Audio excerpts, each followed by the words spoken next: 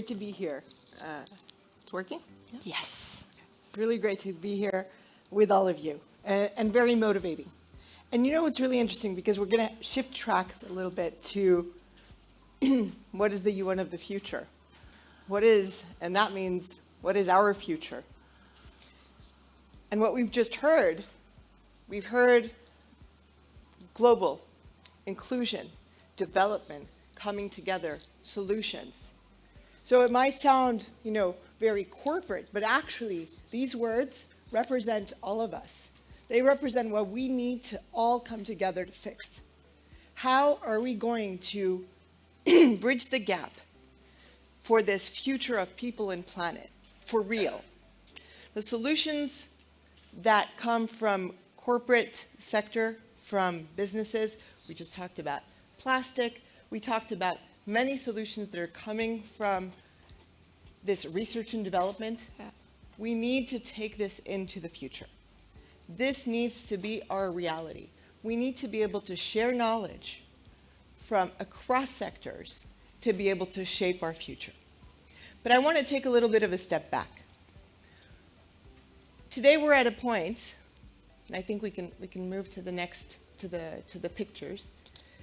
And I'm going to tell you why I'm showing you this. Today we're at a point where, as you know, we're facing a very strenuous geopolitical situation. Today we're at a point where we've passed the 75 years anniversary of the United Nations. What is the United Nations? It's basically a room like this one, think globally, where people from around the world are coming together to try to bridge gaps in culture, in understanding, in different economic circumstances, in the way that they can come together, that we can come together across completely different realities and face global challenges and come to some type of solutions that we are going to develop together. But that's not easy, because it's a Tower of Babel. We all speak, understand, hear each other in different ways. We may think we're always being understood, but we're not necessarily. So how do we come together and find common solutions? That's a struggle. The United Nations has been able to put this on the table. 75 years of building those bridges, of diplomacy, of negotiations. Does it always succeed? No way. Does it fail more than it succeeds? Probably. However, if we didn't have what we have today, we wouldn't be able to be here together. We are here together. We are all coming from different parts of the world. We are here together because our world has evolved, and we do have the capacity to speak to each other. And that needs to become global, and we're far from that.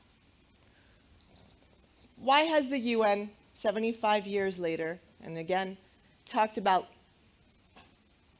local solutions for the future, local solutions for global policymaking?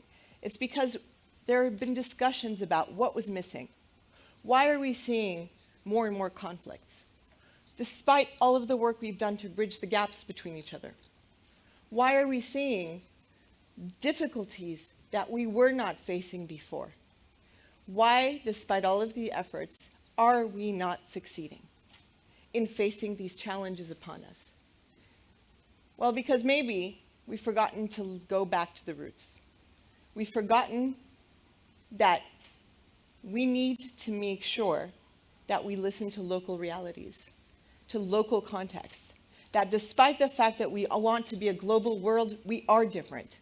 Despite the fact that we want to all work together for common solutions, we come from different understandings. We need to take the time to go back to humanizing our approach. We need to listen to each other. We need to be able to understand and take that knowledge. We have knowledge. All of us here have knowledge. But the people most left behind have knowledge. The people that I've worked with, as I worked across, first as a war correspondent, then across the humanitarian development nexus in the most fragile areas of the world, from Haiti, Iraq, Afghanistan, Colombia, Venezuela. Every person that I worked with has something to bring to the table, but they're not necessarily listened to. They're not heeded to. And so decisions that are made for national interests, decisions that are made for global interests, are often far away from what people are actually needing to be able to be the leaders of the change. And so why am I showing you these pictures? I think we can scroll through them. These represent the Sustainable Development Goals. I think we've all heard of the Sustainable Development Goals. This is when I was in Colombia. I worked with women victims of conflict.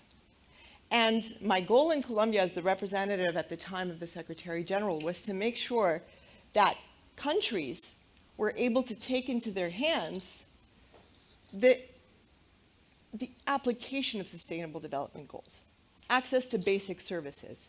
How are they going to lead the change? And so the work was with governments, but I said, no, the work needs to be with populations. And these women, victims of conflict, are not represented in the future of Colombia tomorrow. So let's go work with them. Let's make sure that we hear them. These women, through these artworks that they did, which are actually tremendously big, they all chose what the SDG that met their needs, their community's needs. And then they worked on it. They developed this artwork, but this is symbolic. It is a symbolic piece of artwork to showcase what they were going to bring to the table. And then they took this to their communities and they led the change. A lot of these women had to fight. 2 of these women were killed doing this work. And unfortunately, this has been my story since I started this 20-something years ago.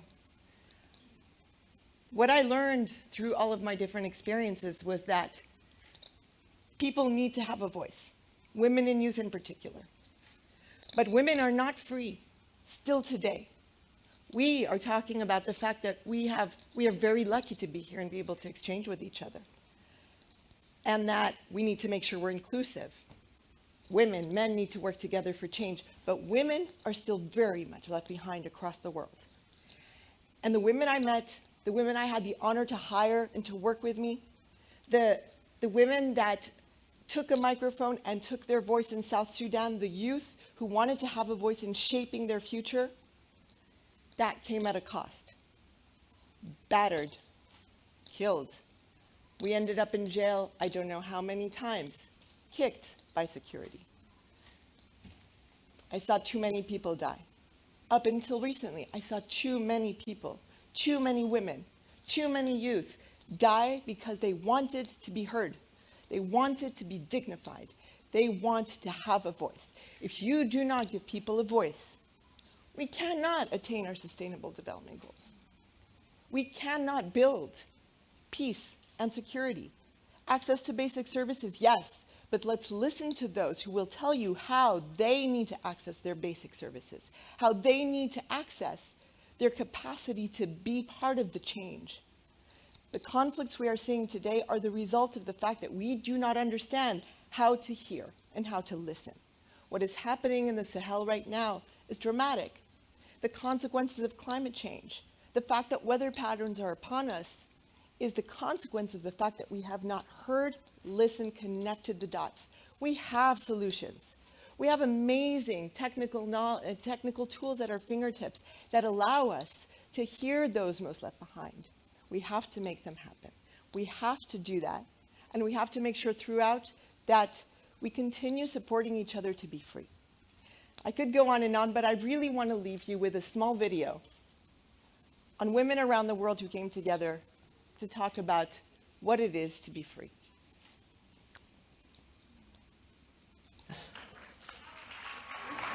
Uma mulher livre. एक आजाद औरत. A free woman. Una mujer libre. 자유로운 여성은 Свободная женщина. Un homme que huro. Une femme libre. المرأة الحرة. Es la mujer empoderada.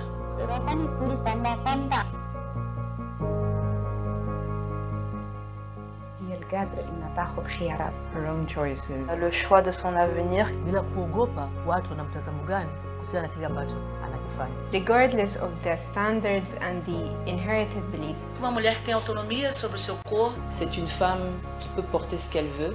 She could be any woman walking down the street on any day. 그 사람이 승무원이든 기장이든 هي المرأة اللي بتكون صادقة مع نفسها. Not conforming to any stereotypes. Dan gak harus di rumah terus. Asuna makakuru unautse kanjani. 髪の毛とか背丈とかそういうことが関係なく La liberté d'une femme, c'est dans sa tête d'abord. Every woman doesn't strive for perfection. Und lässt sich nicht von anderen ihre Rolle vorschreiben. हमेशा अपने आप को सबसे पीछे नहीं रखना पड़ता. هيكون عندها صوت واسم وروح. C'est une femme qu'on engage dans la prise de décision. 做出最适合自己的决定. Tomar o poder para ela, para devolver para a maioria do povo que é mulher. Ее зарплата определяется ее талантом, навыками и опытом. Itang Shaba Hayata, Aki Ake, How Shinang Sunuanki. المرأة الحرة هي المرأة اللي ما بتخلي شيء يوقفها. A free woman can start all over again as many times as she needs to. みんなが自由な女性なんです。আমি একজন মুক্ত নারী।